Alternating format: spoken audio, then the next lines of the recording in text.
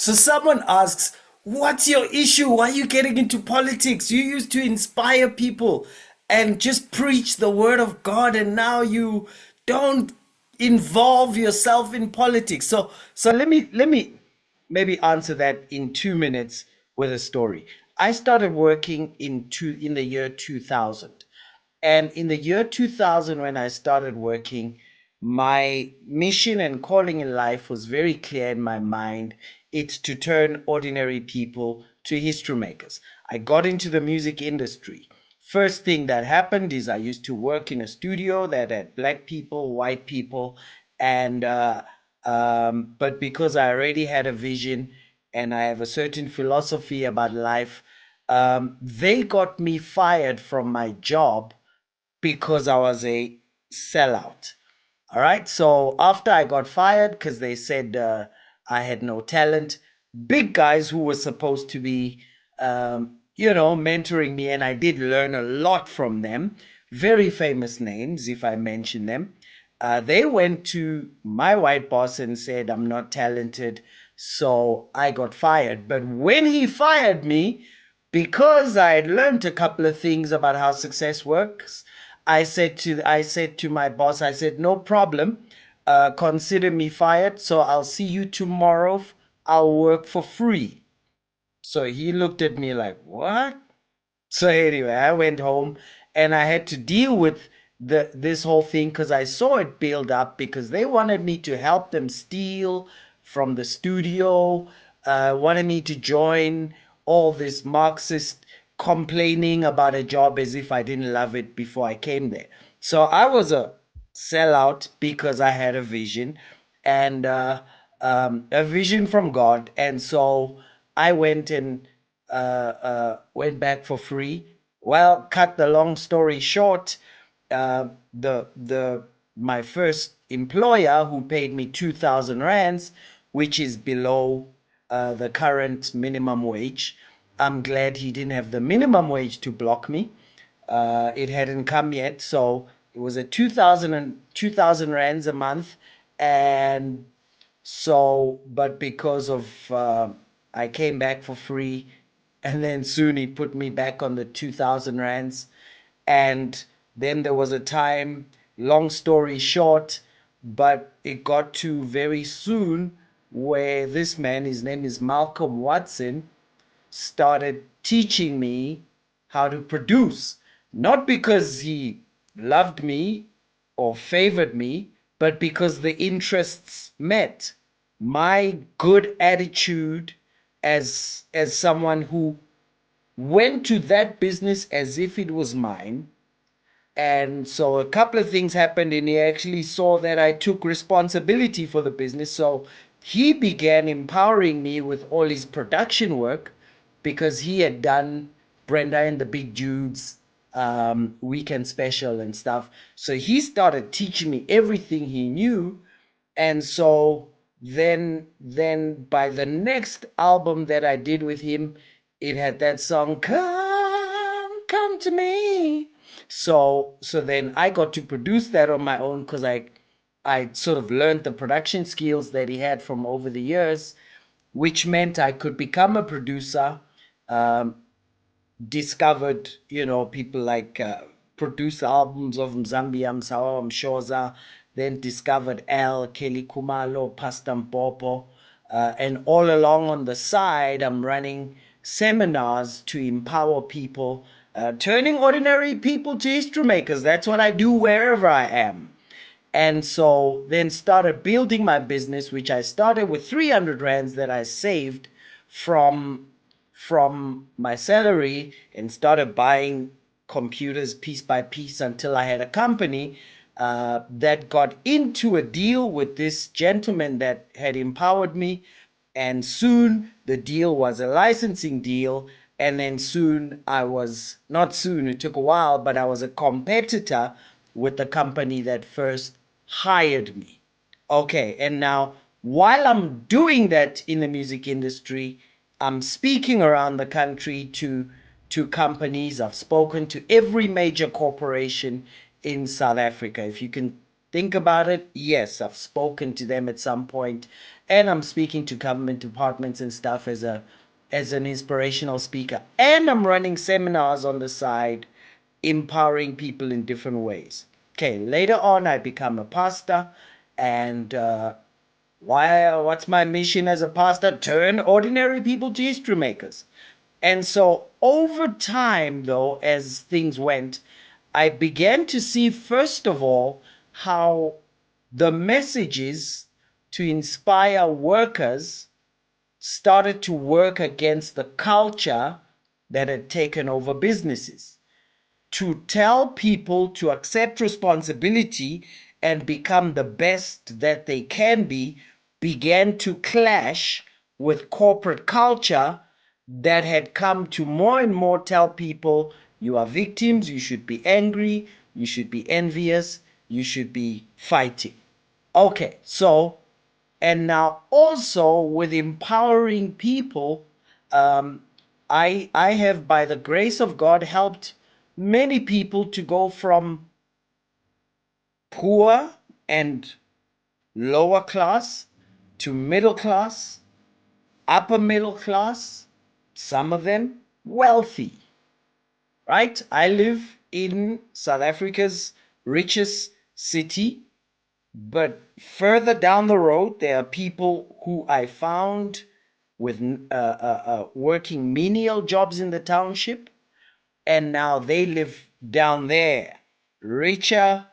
I'm not saying I'm rich or not, okay, with double the size of where I live, with 5 times the bank account I have, with 10 times the car I drive, with 20 times the clothes I wear, with 50 times the profile I have. Right? So, because my calling is to empower people, I really care about economics. Now, this is what happened from about 2008. Because I'm an entrepreneur, I began to see how every single law that the comrades passed kept working against what God's called me to do. Number two, I realized that every time I struggled to empower someone to move forward in their life, I realized they had fallen for Marxist thinking. Also, every time I saw someone turn from an entrepreneur into a thief, it's because they had to start getting into tenders. And I realized it became harder and harder to produce entrepreneurs. It became harder and harder to invest in South Africa. And then I had a time where I have to start thinking about my next generation and I have to think about, all right, so I've got to put money away so that someone will be paying dividends to my kids and their kids. So then you start having to think, okay, so who do I trust with this? Who do I absolutely know that 50 years from today they will pay my kids? Do you know how painful it is to have to admit that you can't trust your own country as an investment for your children? And you've got to go and look around the world and say, who has a culture that will not have anyone work against my wishes for my children when I'm no longer there? And then you start looking at the culture where you are and you realize, oh no, these people, I can't trust them with my kids. And so think about this. Then you start to realize, oh man, if I look at my own country and I think I can't invest here, how many people are not investing here? And what does that mean for so many people? And, you know, the big thing that's happening in South Africa now is AGOA may be cancelled. And the big loss with AGOA being cancelled is not so much actually what America won't buy from us anymore, because they buy, some farmers will suffer, some car makers will suffer. Um, but the big hit that we will take is the hit in confidence, because South Africans think there's any investor out there who's waiting to hear someone's sob story to decide if they want to take the risk to make money or not. No, you don't want sob stories, right? You just want to know, am I guaranteed? And not like after long explanations. Think about it. When you decide that you want to marry someone and they tell you, yeah, I killed 4 people, and let's get married, but at least the other 6 never died. But I want, let's get married, right? You you normally like, I'd rather not hear you out further, right?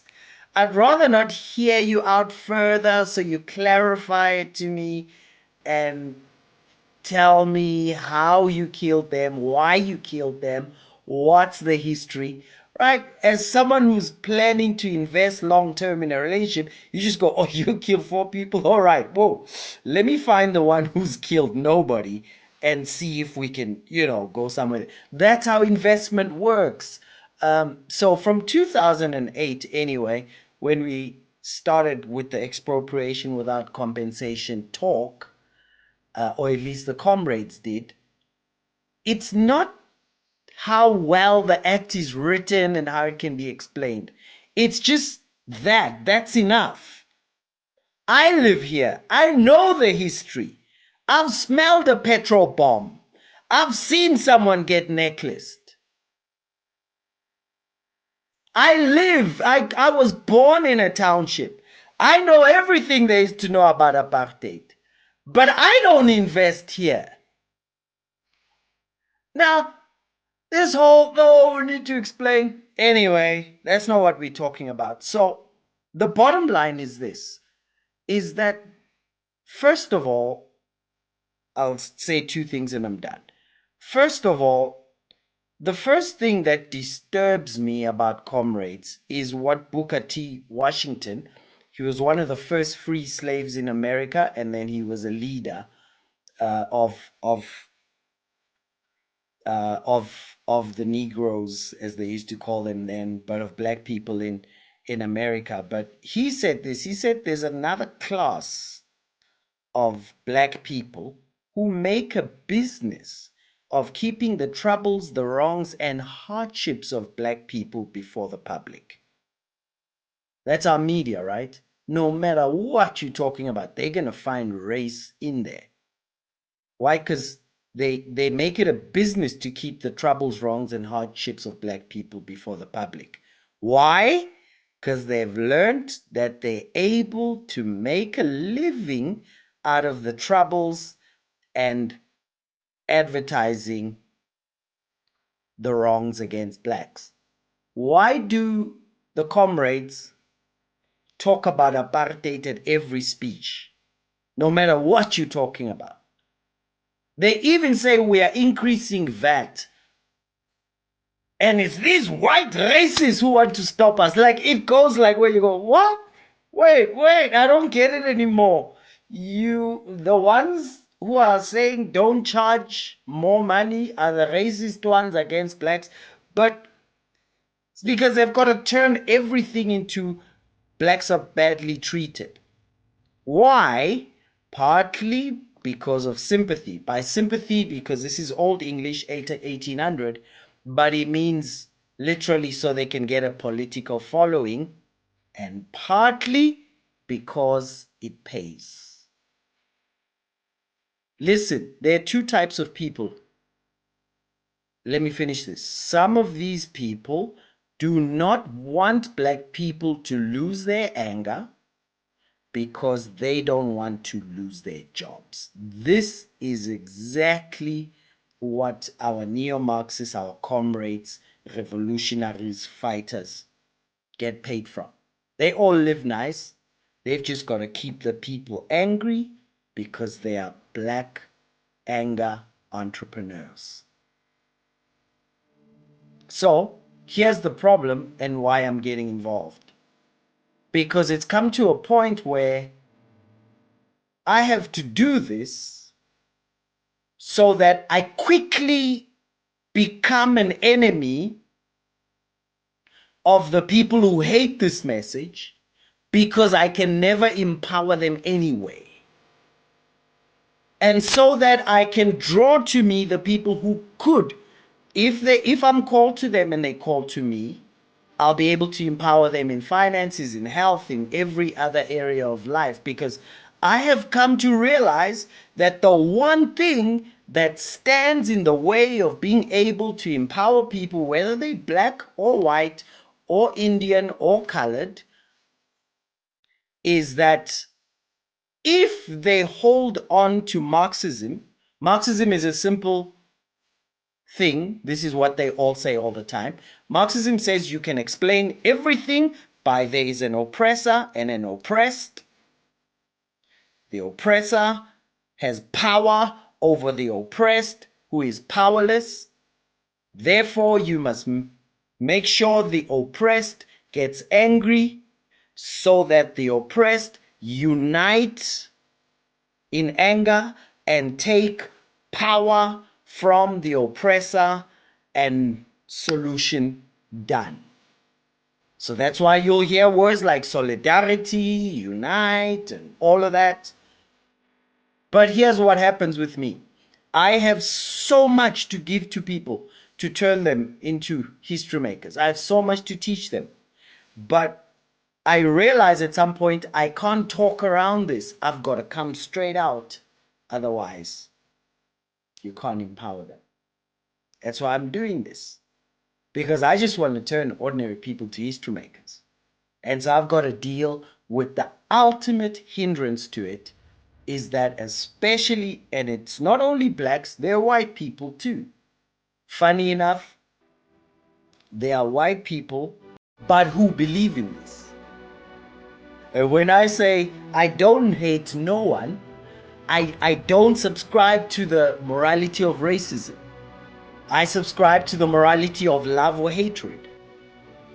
I don't need a new word to recognize hatred or love.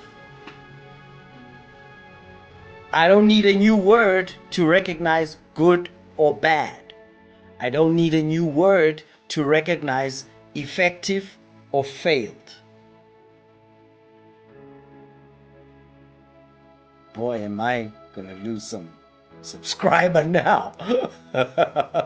So you back me up. You press a like there. And if you subscribed, just bing, ring that bell. So this is what I want to say to believers. There's a time when Joshua said this in Joshua 24. He says, if it seems evil to you to serve the Lord, choose for yourself this day whom you will serve.